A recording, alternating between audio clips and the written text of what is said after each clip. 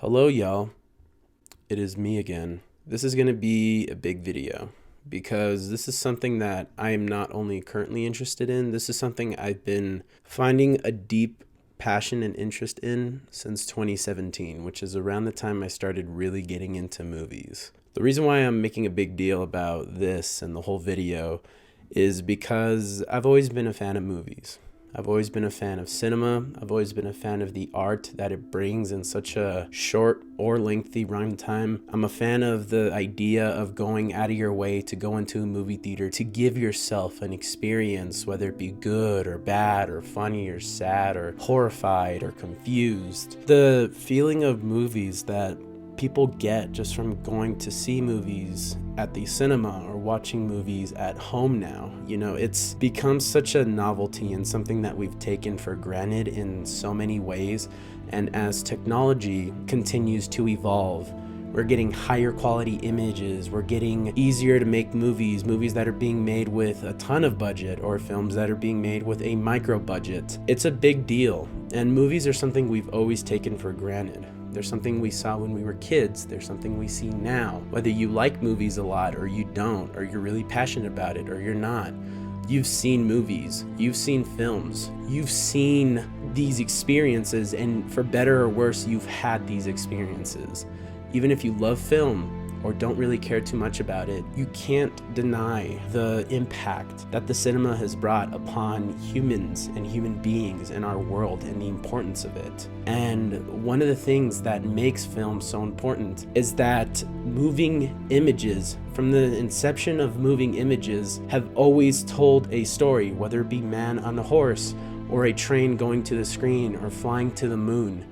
There's always an experience given to human beings, and we've seen it evolve from something as simple as a man riding a horse to films like The Avengers and animation and Disney, and we've seen the magic that cinema can bring to people. And it's something we take for granted, but that takes so much work to make, so much work to show, or at least it used to, up until now.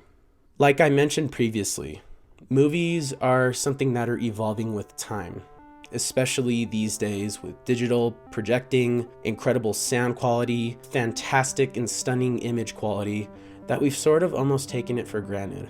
But what about the origins and times? How were movies shown back in the day? Well, the answer to that is film. You'd get giant splices and reels of film, whether it be 35mm, 16mm, old home 8mm footage, and as we're gonna talk about a lot in this video, 70mm. Now, what are you saying? What are all these things you're talking about? Austin, what the hell are you even on about? What is this? What is millimeter? What is this filmed?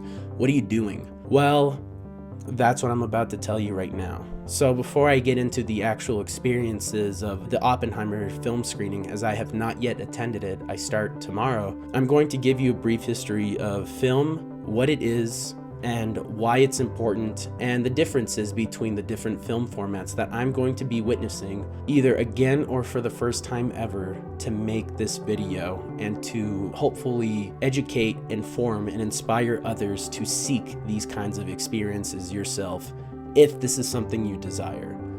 So let's begin. 35mm. I think 35mm is the best way to start because depending on how old some of the people are who are watching this video, you may very well have been to 35mm screenings before digital projection became the new norm. Basically, it's a giant reel of film that would be shown in a projector. They'd set it up. They were sent these film reels by the studios, and it would play in the projector going 24 frames per second as you're watching this film with an audio track on it.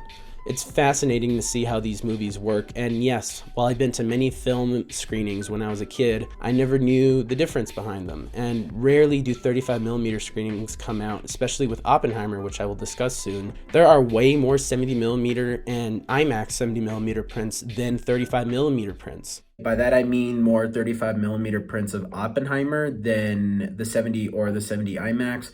I don't mean 35mm prints in general for every movie. This is just for Oppenheimer. Yet there's still going to be a 35mm print going on, and I'm going to be viewing that myself, and I can't wait. So 35 millimeter is a big deal. The image of a 35 millimeter film reel goes about 4 to 6K. The film and the fidelity of the film really sort of creates like this uncompressed while still like original and old feeling to it, because you're still being shown 24 frames per second with the film reel, something that we take again for granted on a digital film or on the TV, you know, depending on how you're watching the movie. And with these days motion smoothing, which I'm not even going to go into, but if you have motion smoothing on your TV, turn it off. But yeah, 35 millimeter is once something we took for granted that has now become such a novelty and something that doesn't happen quite often. So anytime I'll be faced with the opportunity to go to these screenings, I will. And I'm going to be talking more about it later on when I do attend this film screening, when I'm back here, and I'll be able to talk about all my different experiences one by one. 70 millimeter is an achievement in of itself, and it is phenomenal, man. So I've been to 2 70 millimeter screenings in the past, in 2017 and 2018. The only reason why I was really obsessed with this is because around 2015, when I was kind of getting into movies, The Hateful Eight had a big 70 millimeter roadshow experience, and I didn't really understand or grasp the full concept of film. Once I started getting into movies and I did my research, I saw a 70 millimeter. I didn't understand fully 70 millimeter IMAX. In my head, I just appreciated the idea of film. And it was a fantastic experience that created an image quality unlike anything I've ever seen. Such a loud screening, to this day the loudest screening I've ever been to. That might very well be topped with Oppenheimer. And just this fantastic feeling of nostalgia while watching it, while still giving a really clear and concise picture quality. You don't think that this fidelity exists until you witness these 70 millimeter screenings for yourself, and you're just so fascinated by what is shown and what you could see. It's like opening a third eye. You're experiencing a new dimension far beyond what you thought was capable with these digital projections that are now being the norm for cinemas all around. And of course they are, because of the convenience. I can't imagine how tough it is getting a projectionist in your city who understands film cameras to not fuck up the reels and to have these incredible screenings while still giving the audience what they want. And 2001 Space Odyssey, up until this point, is the best screening I've ever attended, my favorite memory of watching a movie in the cinema, and the clearest image I've ever seen. I've never been to a 70 millimeter IMAX screening until tomorrow at 2:30 p.m. in Tempe, Arizona. I'm going to be attending a 70 millimeter IMAX screening of Oppenheimer, which is rumored to be about 600 pounds worth of a film reel. A 3-hour film, goes well and beyond a 12-mile length, an image that equates to something around 16 to 18K image. This is going to be the clearest image I'll ever see on the biggest screen in Arizona, and there's not much I can say about it other than I am beyond ecstatic and excited for this. And so hopefully this opening gave enough of just the differences with these film formats. I'm going to be going more in depth with it as the video goes on again, but I just wanted to make this portion to sort of go over my experiences with film, or most importantly with 70 millimeter, because that's the only time I can really remember going to a film screening. And both experiences were great. Both experiences were incredible. And the fact that I'm able to watch Oppenheimer, not on 35 millimeter, not on 70 millimeter, but also 70 millimeter IMAX is insane. And I'm going to be viewing them from 70 mil IMAX to 70 millimeter to 35 millimeter. This is just a big opening to such a big video that I'm planning on creating as of now. And I hope you're here on the journey with me. Continue watching and let's see what happens. I can't wait. It's going to be so much fun. But yeah, here we go. Alrighty. So it turns out something not so ideal happened. Basically the day I wanted to go, and only the day I wanted to go, the projector stopped working. And I don't just mean like it stopped working. Like I spoke with the projectionist. Shout out to that guy. That guy was really cool. And the management themselves, and they were all like, oh yeah, no, it's like skipping frames, which I was like, oh, this isn't good, like at all. Like this isn't going to be solved within like a few minutes, and then like one of those last minute, oh, everything's all right kind of deals. Like, no, this is bad. Like this is just not going to work, at least the day we're there. So I'm bummed out. end up going to a digital projection just on a normal screen with my girlfriend and my roommate and my sister. And it didn't go well. I'll be honest. Some tears were shed on my behalf, just because I felt bad about not being able to give them the experience that I promised them. They were fine with it, but little did they know what they were missing. So I don't know. That was a tough day, a bit of a bummer. Not much went well that day. The rest of the trip was great for the day after, and then Sunday, the day after, which I believe is July 23rd at this point.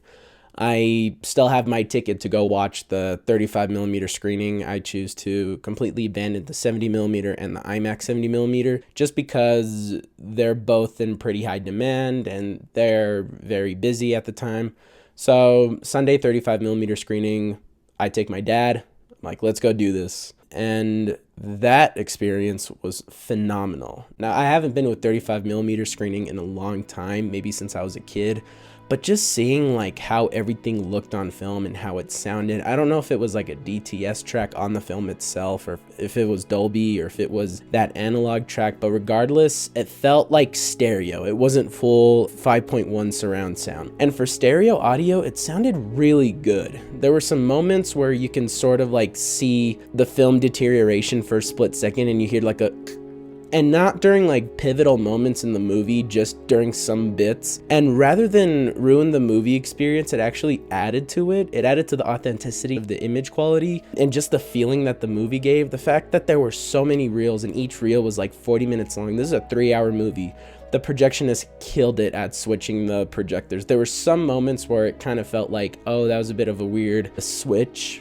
But 35mm projection and switching cameras from reel 1 to reel 2 between two giant 35mm projectors is crazy. And shout out to Majestic Tempe, the theater I went to watch this in Arizona, because that was such a wonderful experience. It all sounded so great. And in terms of the look looked very good. There were some exterior shots that did look a bit blurry, or some of the IMAX scenes, which I could tell were IMAX scenes, didn't really translate too well on 35mm, despite still having that incredible resolution and image quality. The close-ups on the face showed such detail compared to the inferior digital screening that I went to. Was the sound as good as the digital? Hell no, the explosion wasn't even that loud. But it was still loud, and it still all sounded great. There were no crackles or anything besides like the few moments. And I guess if I have one complaint, it's that every now and then while the movie played, near the second half, I heard like the tiniest buzz. I don't know if that was the theater equipment not fully plugged in, or if that was just coming from the film itself. But seeing those cigarette burns on the top right, and then seeing it switch and just continuing to watch the movie. It's such a wide format, but looking so incredible and sounding so great. Honestly, it's an experience that I'll never forget. And if anything, sorry, my voice is cracking a lot in this video. And if anything, I'm going to be seeking out more 35mm screenings in the future, because this was an incredible experience and I had a lot of fun watching this. And if anything, it saved any desires to watch the film in the other formats that I wanted to. And so, yeah, so I'd highly recommend checking out more 35mm screenings. It looked and sounded phenomenal. And yeah, what a great experience. Again, shout out to the projectionist at the Majestic Tempe Theater. I even gave him a thumbs up afterwards and he saw us and waved, which was really cool. Yeah, what a cool, authentic, old-looking film experience. Even like the moments in his head with all the visuals, just all looked and sounded great. And I have overall no complaints with anything that happened at the screening. Very, very, very cool. Let's get on to the next one, if there is a next one. God, please don't let anything bad happen in the next one.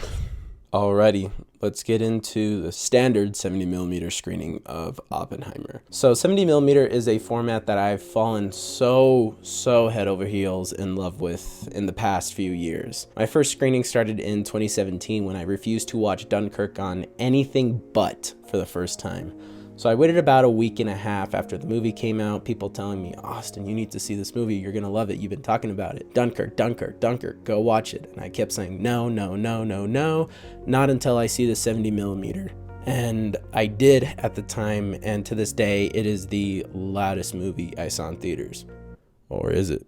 We'll speak about that. But seeing that film on such a premium format, such a 70mm, even though it wasn't 70mm IMAX, was completely world-changing for me. The quality of the visuals, seeing the film presented 24 frames per second on this loud surround track. How do they do it? How does it work? I became fascinated with it. Quickly, the year after, in 2018, thanks to Christopher Nolan, and the 50th anniversary release of 2001: A Space Odyssey being a thing, I did end up watching 2001 in 70mm, and it was the best cinema experience of my life. Sounded great, the clearest image I've ever seen put on screen at the time, and just hearing like the film go off in the projector behind me and seeing the visuals, I mean, it was fascinating to watch this. So of course I was excited to watch Oppenheimer in this format that I've grown head over heels in love for. I mean, why wouldn't I? And let me just say, I don't think I have a single complaint with this experience. Even those exterior shots that I mentioned look a bit blurry on the 35mm screening. Those look better. Still a bit blurry compared to the digital and possibly the IMAX, we'll see. But oh my god, the clarity of the film. There wasn't a single scratch that I saw on the film quality itself. It was so loud, to the point where even the 2 trailers that showed at the beginning, which those were some trailers, all right. Didn't think I'd ever need to see the new Exorcist trailer in 70mm. What a waste of film. That movie looks fucking awful. But even those trailers were ear-piercing anytime they spoke. So I'm like, okay, we're in it. We're in it. We're getting ready for Oppenheimer, 70mm. And yeah, dude, it was so loud. Loud. I mean, the bass, the sound, the look, everything of it. There was no buzzing. There was no problems. The footage looked so clear. Again, their face, like the wrinkles on their face. If I thought 35mm looked clear, woof, 70mm was beautiful. Just imagine how 70mm IMAX is gonna look. It was just blowing my mind, film after film after film. And I'll be honest with you, I saw the 70mm screening after I went to watch the IMAX 70mm screening, and the movie flew by. It felt like I was watching it for an hour. So yes, this movie does get quicker the more you watch it, but just that 70mm experience and seeing it in that film format, despite not being the premium film format, it all looked and sounded wonderful. I don't have one single complaint with this experience, and if anything, the experience was so good that it made me up half a star with what I gave this movie, which I'll talk about at the end of the video. But 70mm, again, the clarity of the image, you could just see like almost pores in the face, which I'll get to later on. But if anything, it just made me fall more in love with the film format of 70mm. I've taken an adrenaline shot of ecstasy, and it was just like euphoric from beginning to end. It was beautiful. But was it 70mm IMAX? Let's go to that right now. Oppenheimer in 70mm IMAX. So, believe it or not, even after the first endeavor of explaining why the IMAX thing didn't go right, Harkins actually sent me an email of what happened after the entire incident happened. This is basically what they said. Valued guests, thank you for joining us at Harkins Arizona Mills over the weekend to watch Oppenheimer. We apologize for the inconvenience you experienced due to the IMAX technical difficulties. Like you, we were thrilled that we were one of the 19 locations in the country to be able to present Oppenheimer in this premium format. As you may know, this projector has not been used since 2014 when Christopher Nolan's Interstellar ran in 70mm IMAX. If I'd known that back in the day, dude. If only I knew that back in the day. That would have been fucking crazy to go watch that. To prepare for this unique presentation, IMAX technicians spent many days calibrating and testing the projection system. So that dispels any rumors of, oh, they didn't test it before. Like, they did. Although the opening premieres ran flawlessly, which they did, inexplicably the system started failing on day 2, and only on day 2. By the next day, they had it up and running and everything was fine. Of course, the day I wanted to go, when I was with everybody. Then there's no point in getting another screening because they're all sold out for like the next 2 weeks, but let's keep going. IMAX was very responsive to our situation and flew out their top technician in the world from Toronto to troubleshoot the equipment. Fortunately, the system was repaired this weekend. I spoke to the projectionist, or the guy that they flew to fix it, shout out to that guy. He seemed like he really knew what he was talking about and what he was doing. He was hesitant to talk to me at first, but he did, and that was really cool of him. He didn't talk for long. Obviously, he had a job to do, but I caught him. I just asked him a quick question. He answered pretty thoroughly, and for that, I appreciate that. In light of the issues and appreciation for the loyalty, we have worked with IMAX to extend our run of Oppenheimer an additional week in order to those who were not able to see the full 70mm presentation and an opportunity to return and see the version as it was intended. So as of recording this, August 9th at this point, it's been confirmed by popular demand that they're going to be having it show in that IMAX in 70mm till August 30th, which is so glorious because that means I most likely get to see it again in that beautiful format. Yes. But overall, I saw it. Enough of the craziness. What did I think? It was pretty awesome. Now, I know you're expecting me to jump out of my seat and scream, "It was the best thing ever! Oh my gosh, oh my gosh!" And yes, for the first hour, it was the best thing ever. In fact, you know what? The whole 3 hours, it was the best thing ever, all right? You're seeing this 1570mm IMAX projection being shown on the big screen. It's glorious. I took 2 friends of mine who'd never seen a movie in an IMAX, let alone a 70mm IMAX. I let them know how crazy the experience was. And when you see that entire 1:4:3 ratio IMAX screen being filled with an IMAX sequence, it is breathtaking. The image quality is unmatched. You see details that you thought you'd never see in your life unless it was real life. That's how clear it looks.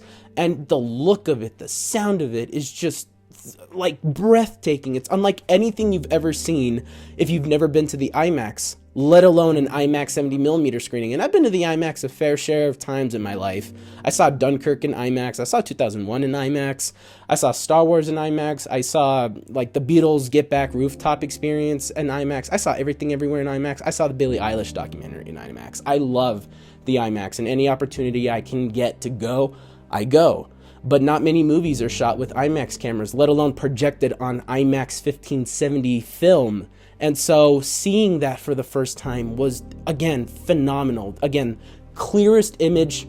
This tops 2001 bar none. The clearest image I've ever seen put on that big screen. However, I do have a few complaints. Now, it didn't take me out of the story, but there was just some, like, on a screen that big and on a film format that good, you're gonna notice some impurities or imperfections. So anytime there'd be dirt on the film or like dust or something that's just off, you really see it because you're seeing it on the biggest screen in Arizona. So you notice those imperfections, but it's not enough to take you out of the movie. They were just kind of cool. Again, it's so crazy that the fact that this movie was running at 24 frames per second. I mean, a 3 hour IMAX 70mm film, unheard of. Literally unheard of. And yeah, those IMAX sequences, again, with like the stuff going on in his head or those exterior shots, there's no room for blurriness. It's the clearest image you've ever seen, and it's beautiful. You can almost see the blades of grass as the helicopter swoops in while Nolan's shooting on those IMAX cameras. I mean, and Hoyten van Hoytema, like, there's some crazy handheld moments that I'm like, dude, someone held a heavy ass camera to get this like shot. Like, the entire bomb sequence was incredible to see in IMAX, and it was glorious. It was loud. However, there were some moments in the IMAX where if it got too loud, the speakers would make like a weird sound, not as if they were peaking. It just didn't sound good. It was very strange. And when you're switching between the scenes that he shot on Super Panavision 70 and those IMAX 70mm sequences, you really do see like how low quality, even though it's not low quality at all, the normal 70mm film is on that 70mm IMAX film. It didn't take me away from the movie, but there were moments where I'm like, wow, go to an IMAX scene because I just need to see that definition again. And then it'd go to a scene and I'm just like, oh, it's so good. But yeah, that was a bit strange, but like those black and white sequences, again, they invented an entirely new format. Like this black and white IMAX 70mm film with Kodak and you see it. You see the clarity. You see, again, the pores on the face. You could see like the hairs that were shaved off. I mean, it's so wonderful watching this in IMAX 70mm. I genuinely didn't think I'd be able to do this unless I moved out to California or I made like a expensive trip at some point. The fact that I just had to drive 2 hours to Phoenix to go watch it in this premium format. People traveled to go there. I mean, the theater was full, and it's going to continue being full no matter when I'll go. But what a great experience. Again, my only gripes were that the speakers sounded a bit strange at points, and I'm going to be completely honest now that we're here. It was loud. I mean, it was IMAX. Of course it was loud. It had like that track to support it, that boom, pun intended. 70mm was louder. The previous experience I talked about was way louder, and I have no idea why that was. Also, I can actually understand what they were saying in the 35 and the 70mm screenings. In this IMAX screening, I'll be honest, I could barely understand what they were saying. Even the digital screening that I went to, I understood what they were saying, but I've heard people say like IMAX is the way no one wants you to watch it, so you'll understand it more if you're there. The front channel will be louder, the speakers will be more powerful. That's not the case. I mean, I understood what they were saying in the IMAX version more or less, but when I went to watch it in 70mm and even in 35mm, as quiet as that was, even though that wasn't quiet at all, I could understand every word being said in those other film formats, and it was just very, very strange to say the least. I don't know why IMAX was so difficult to understand vocal-wise, but regardless of any of those gripes and the crazy beginning and just how crazy it was, I had a wonderful, wonderful experience watching this in 70mm IMAX, and every single one of the theaters that I went to, the Majestic Tempe for the 35mm screening, the Tempe Marketplace Harkins for the normal 70mm screening, which is where I saw my other 2 screenings in the past, and the Arizona Mills IMAX 70mm IMAX screening. Every one of those theaters did such a phenomenal job presenting this movie, and they understood that people care about film. Like, whether or not you know what film is, people were there. Shit was selling out. It just goes to show that even in Arizona, out of all places, people give a shit, man. People are passionate about this shit. I'm passionate about this. And being able to see all these film formats in a span of 2 weeks or less was a dream come true. It's something I've only wanted to do since I discovered what film was as I was getting into filmmaking. And I didn't think this would ever be an option here in Arizona, let alone Phoenix. This close to where I live. I'm currently in Flagstaff, but it was such a wonderful experience all around. All 3 film experiences were the best, but I have to get into which ones I thought looked the best, sounded the best, and had the best presentation. So let's go over what looked the best. Absolutely, without a doubt, the IMAX. IMAX 70mm, of course it's going to look the best. There were some moments of grain. What was the most consistent image and like clear image out of all of them? The normal 70mm. But it's normal 70mm, and you can tell the moments when it's cropped, whether it's digital or the other 35mm screening. Seeing it on IMAX was honestly a dream come true, and any small imperfections were immediately overshadowed by the presentation of watching this in 70mm IMAX. What sounded the best? The normal 70mm. 35mm was a big surprise despite having a stereo track, but as good as IMAX sounded, I'm going to have to give it to the normal 70mm. It was just louder, it boomed a bit more, and yes, it was a smaller theater, but that was the loudness I wanted from Oppenheimer, in all honesty. And what was the best presentation? I'm going to have to give it to the IMAX 70mm with a close second place to the 35mm screening. Not that I don't love the presentation of 70mm screening. It was everything I wanted to be and more. But just seeing like that 35mm film and the film projectors switch and all that just brought me to such a happy moment in such a difficult week that I'm going to give it a close second compared to the IMAX. But the IMAX was definitely the best presentation, and it opened up a new eye, not only with me, but with my siblings and with my friends. They saw how incredible that was, and whether they liked the movie or not, which they all did to an extent. I mean, it's a long movie, and it's mostly dialogue driven, so it's not the most IMAX-y pleasing image. They still saw that quality and that resolution and that image on that big screen that I've loved and grown to love since I was a kid. All right, like I've seen movies there since I was a kid. This isn't just any IMAX. This is my IMAX. This is my childhood IMAX. And being able to have this new, incredible, unforgettable experience in this IMAX theater, yeah, this was a big deal. And so yeah, that's all I really have to say about that. Thank you all so much for watching. What an incredible experience. I'm lucky enough that I was able to experience this only 2 hours away from me, drive-wise.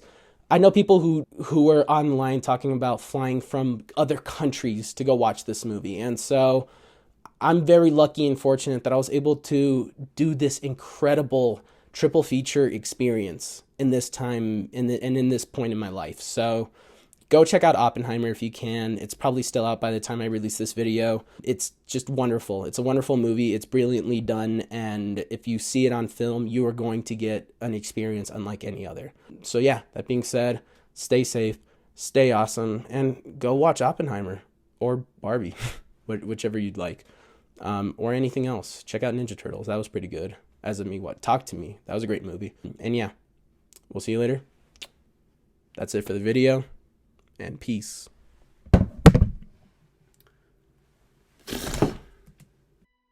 You are the man who gave them the power to destroy themselves.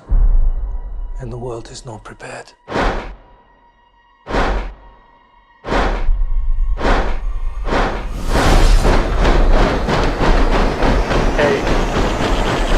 7, 6, 5, 4, 3. Truman needs to know what's next. 2.